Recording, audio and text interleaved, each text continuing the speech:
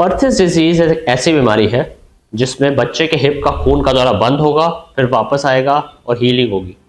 तो उस ड्यूरेशन में हमने कितने अच्छे से मैनेज किया उस पर डिपेंड करेगा कि बच्चा आगे लगड़ाता रहेगा या फिर काफ़ी हद तक नॉर्मल भी चल पाएगा।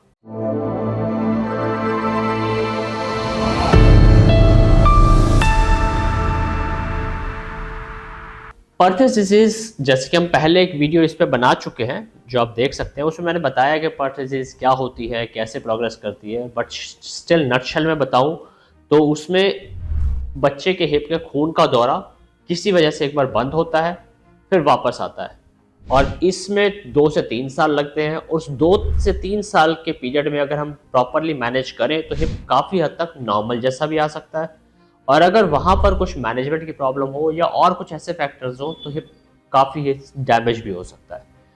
तो इस 2 से 3 साल के पीरियड में बच्चे का पर्थेस डिजीज वाला हिप 4 स्टेजेस से निकलता है, जिसकी मैं इस वीडियो में बात करने वाला हूँ।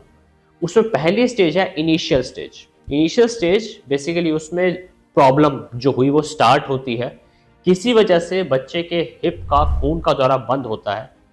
उस स्टेज पे बहुत सिम्टम नहीं आते, बस हल्का सा लिम्प हो सकता है, पेन नहीं होता है मोस्ट ऑफ द बच्चों में।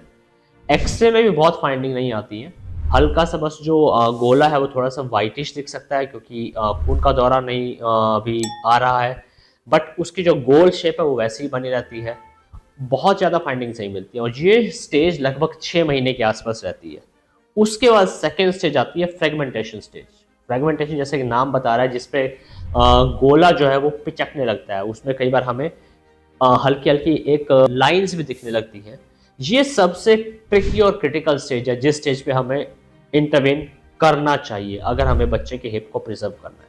इस स्टेज पे क्योंकि खून का दौरा नहीं है पिछले 6-8 महीने से, तो अब वो गोला पिचकने लगता है, उसकी स्फेरिकल शेप चली जाती है और कई बार पिचकने की वजह से वो एस्टेब्लम यानी कि कप से बाहर भी निकल जाता है, और अगर बाहर निकल जाए तो हिप के खराब होने का रिस्क बहुत बढ़ जाता है।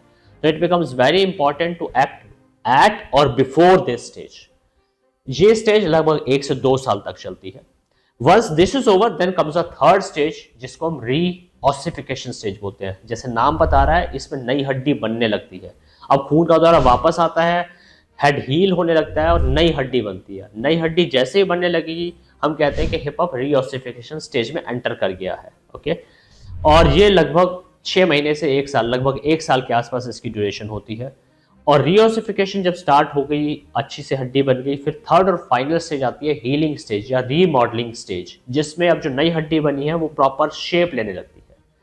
सो इन 4 स्टेजेस में रिफ्रेगमेंटेशन सबसे इंपॉर्टेंट है, and we have to activate our treatment plan, we have to act at the right time so that long term में बच्चे के हिप को हम प्रॉपरली प्रिजर्व करके उसके हिप को प्रिजर्व कर सकें।